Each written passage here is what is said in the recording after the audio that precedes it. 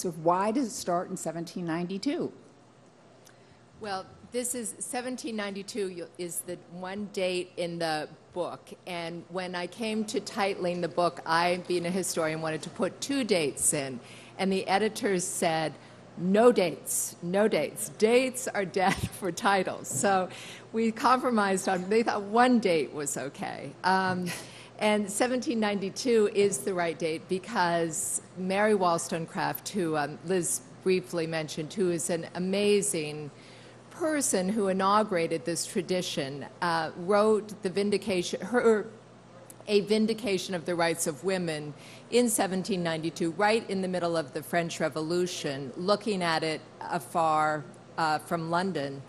And this was the first full-scale exposition of the idea of the rights of women in history. Women have been lamenting their situation for as long as people have been publishing books.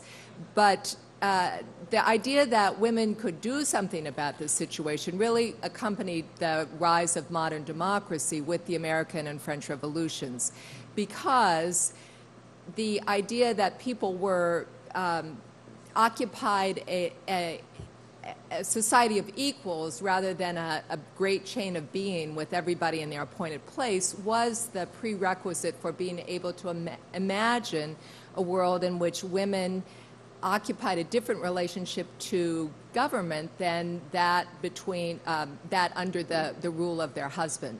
And actually one of the big themes of the book is this very uneven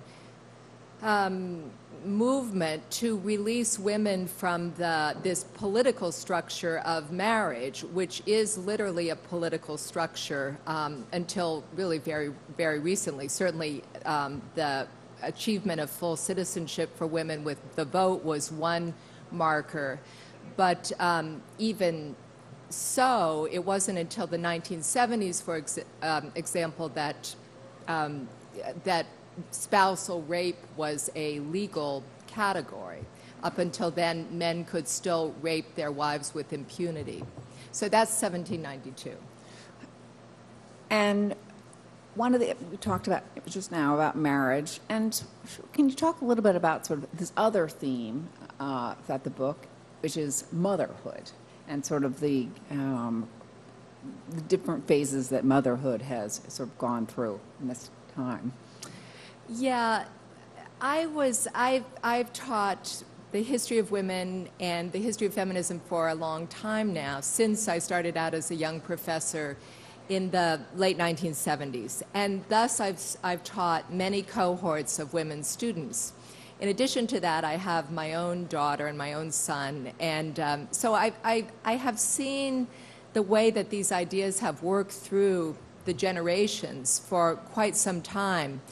And one of the motivating forces for the book was the sense that the narrative of feminism was losing its hold on the younger generations, that it had become the property of women my age or older, and that there were walls around it which made it very inaccessible to younger women. I see that as part of a continuing problem in feminism, which I cast in the book as the tension between the politics of the mothers and the politics of the daughters. And those categories don't always overlap with age. For example, I think that my generation, now coming into our 60s, came of age with the sensibility of daughters. We were high kicking, I call it in the book. We were contemptuous of institutions. We were contemptuous of the family. We were utterly cynical about the possibility of working with men, but yet we wanted all the prerequisites that men have in the world. We wanted men's privileges, and we wanted to live in the world as men. That's a coterie of ideas that really goes back to the turn of the century and maybe arguably earlier, but is very much a daughter's politics. And in distinction to that is the politics of the mothers, which is much more cautious and prudent and preservative of the family, which I actually think is the property of younger women today.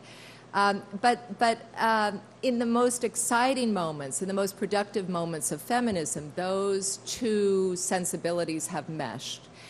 In the moments when things are much more diffuse or even stymied, those two sensibilities are very far off. So I follow the mother's politics and the daughter's politics all the way through, and it's one tracking device, which doesn't tell you everything, but it tells you actually a lot about how ideas and recurrent problems arrange themselves through this very long period of time. You have said that feminism should grow up. Yeah. What do you mean by that? I didn't say that in the book. I said that to Liz. Yeah, it was because a friend said to me, well, what is it that you really want this book, or what do you think, why are you writing this book? And I said, because I want feminism to grow up.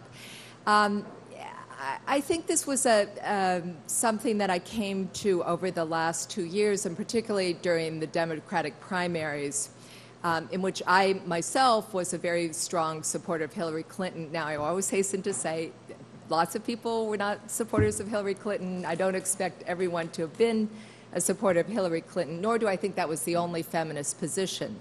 But what I did see during that interlude, I think, coalesced as an intuition that I'd had for a very long time, that feminists have had a tremendous success in this country in the arts and in intellectual life, in culture. You could go on for pages about the numbers of distinguished and brilliant women artists, women writers, women playwrights, not just women, but men too, shaped profoundly by feminism in this country and across Western Europe, and even arguably across the world in the last 30 or 40 years. But in this country particularly, if you look at the numbers of women who are profoundly shaped by feminism, who have crossed over the gap between the feminist sensibility, the feminist movement, and taking power as elected officials, as diplomats, as public policy people, it's much, much smaller. With the exception of the law. And that gap really interested me.